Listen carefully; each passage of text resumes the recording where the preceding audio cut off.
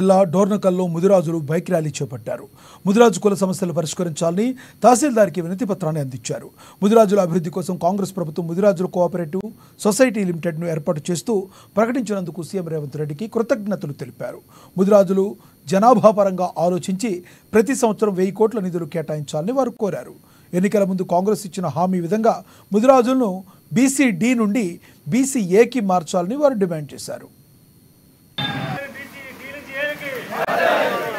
మన భవిత, మన విద్యార్థుల భవిత, మన యువకుల భవిత, మన రానున్న రోజుల్లో మత్స్య కార్మికులకు సంబంధించిన భవిత మార్పు కోసం ఈ రాష్ట్ర ప్రభుత్వం అమలు చేసేందుకు సిద్ధంగా ఉందని ఈ సందర్భంగా గుర్తు చేస్తూ, సిద్ధంగా ఉన్నప్పటికీ కూడా అమలులో జాప్యం జరుగుతుంది కాబట్టి త్వరితగతిన అమలు చేసి బీసీ-డి నుంచి బీసీ-ఏకి మారుస్తే మా విద్యార్థులకు ఈ విద్యా సంవత్సరం నుండే, మా యువతకు ఈ ఉద్యోగ సంవత్సరం నుంచే మేలు జరుగుతుందనే ఉద్దేశంతోనే వెంటనే అమలు నోచుకోవాలనే ఉద్దేశంతో రాష్ట్ర అధ్యక్షుడు డాక్టర్ బండప్రకాష్ గారు ముదిరాజు గారు పిలుపునివ్వడం జరిగింది. దశగా మండల తహసీల్దార్ గారుల ద్వారా రాష్ట్ర ప్రభుత్వం దృష్టికి తీసుకురావాలనే ఉద్దేశంతో ఈ కార్యక్రమానికి పిలవగానే మీరందరూ రావడం సంతోషించదగ్గ విషయం.